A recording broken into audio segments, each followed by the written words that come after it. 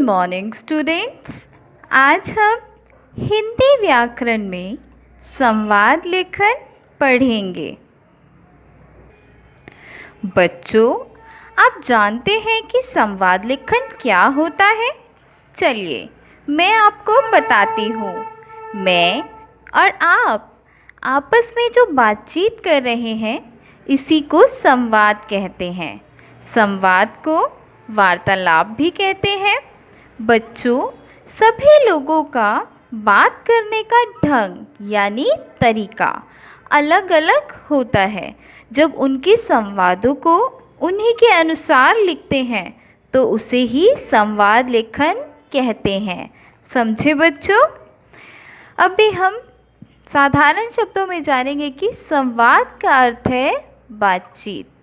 हम सभी विभिन्न विषयों पर बातचीत करते हैं, यानी कि अलग अलग टॉपिक्स पर हम बात करते हैं।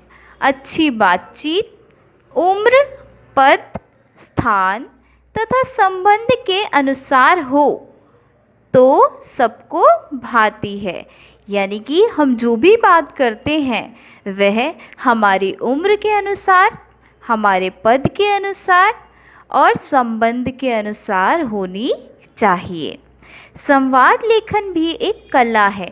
ठीक है बच्चों, हम इसे जितना प्रभावशाली बनाएंगे उतना ही हमारे श्रोताओं यानी सुनने वाले और पाठकों मतलब पढ़ने वालों को सुनने और पढ़ने में आनंद आएगा।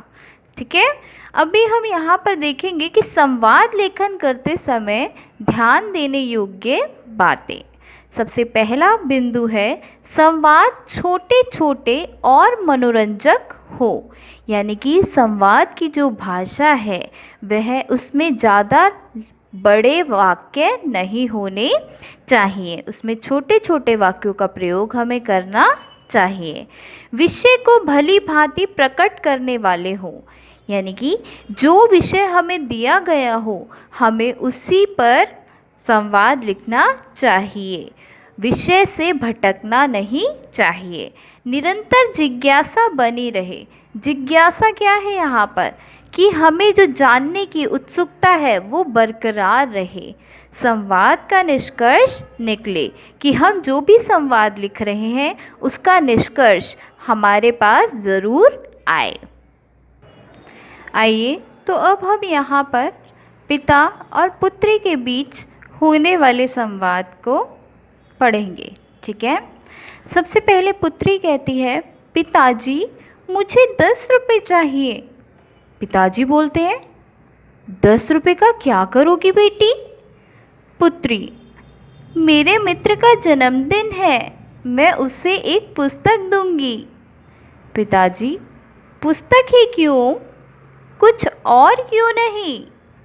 पुत्री, पिताजी उसे पुस्तक पढ़ने का बहुत शौक है। पिताजी, तब तो ठीक है। पुत्री, मैं उसे कहानियों की अच्छी सी पुस्तक दूंगी। पिताजी, अच्छी बात है। तो यह था संवाद लेखन का एक उदाहरण। अभी आशा करती हूँ कि आपको संवाद लेखन समझ आ गया होगा।